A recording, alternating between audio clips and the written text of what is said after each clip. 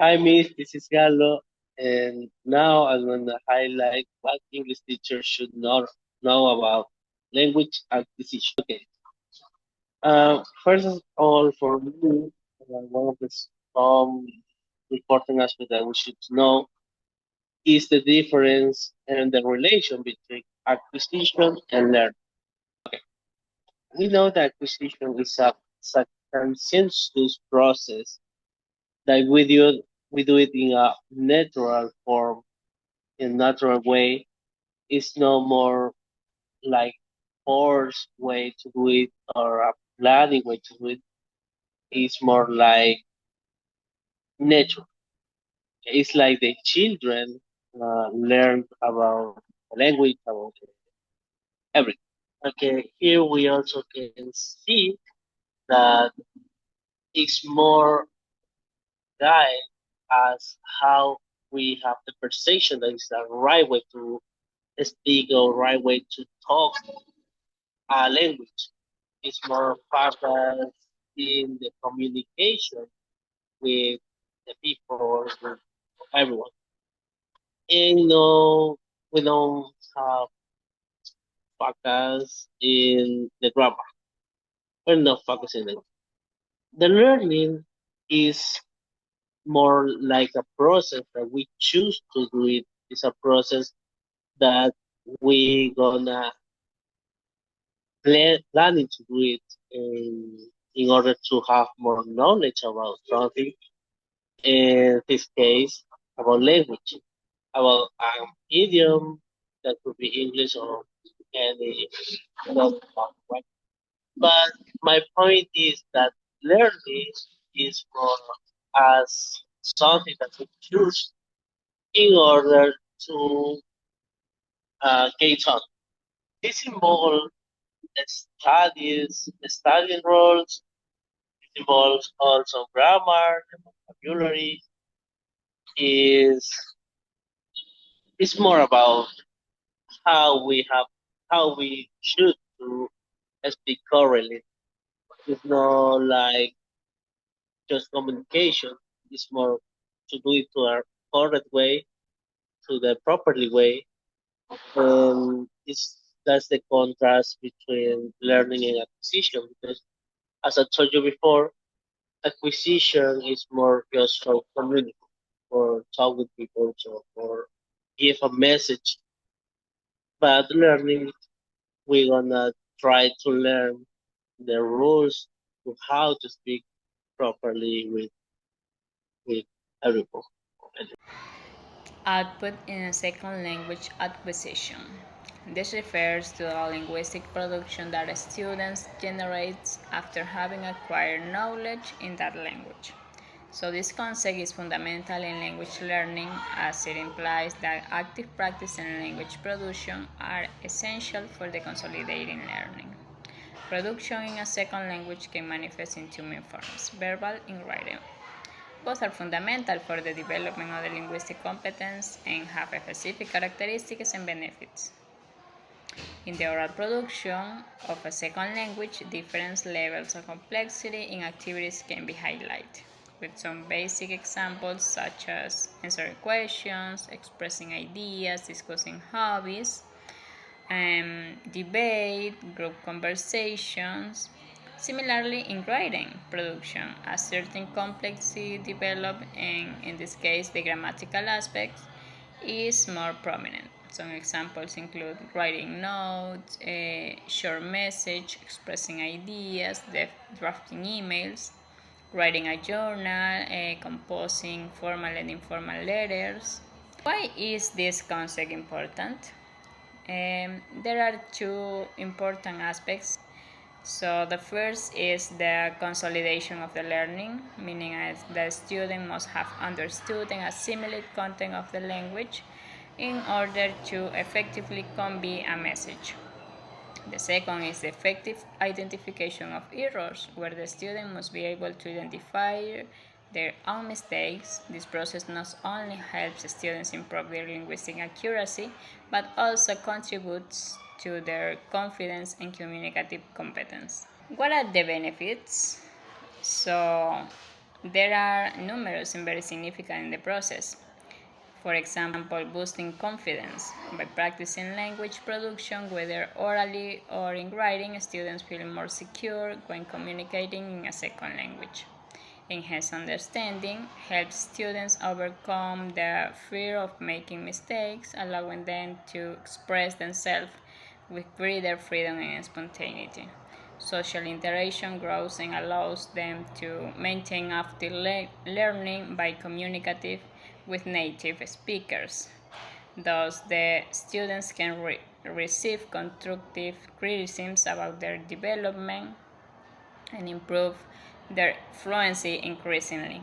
As Stephen Krashen indicates, these aspects are fundamental for the development of effective linguistics and communicative competence, which contribute to success in using the second language. Four components of optimal inputs. So, comprehensible. I think you are learning English and you hear someone says, yesterday I went to the market and bought some fresh fruit. For example, apples, bananas, and orange. Even if you don't know the word market, you listen the word market. You can cast its meaning from the context. This is a comprehensible input. It gives you enough information to understand without needing every single word. Number two is a compelling. Now let's talk about compelling input. The best input is so interesting that you forget your learning and language. Think about watching a movie in English that really techniques you or reading an exciting story when you want to know what's happening next. For example, I think you're listening to the podcast about the history. For example, a young traveler gets in the mountains using only cities. You naturally focus to understanding that because the content itself engage. So number three is the rich input. Rich input includes a variety of structure and vocabulary that help you internalize patterns. For example, despite the cool weather, she decided to go for a walk because she loved the crisp air and he listened to sounds of the leaf curling under the feet. Here we have connector like the spite and detail like crisps and action like crowded leaf. All agents did the sentence. This rich is language allows learning to absorb a more natural expressions and so, number four is the abundant input. Finally, abundant input is key to acquire a language. Your language, your need concept sports. Think about the song when you're listening to an English podcast every morning, every afternoon, every evening. So, watching TV shows in English is very important. So, and chats with friends online the other countries, the other cities. I don't know. So it's your friends only. They are surrounded by the language in multiple ways, making learning much more effective, right? Effective quantity matters, but only when it's the meaningful input. So finally, optimal input must be comprehensible, complete, rich, and abundant. When these elements come together, language learning so becomes more natural, effective, and enjoy. So, how will you integrate optimal input into your own learning journey? Mm. What do you think about this?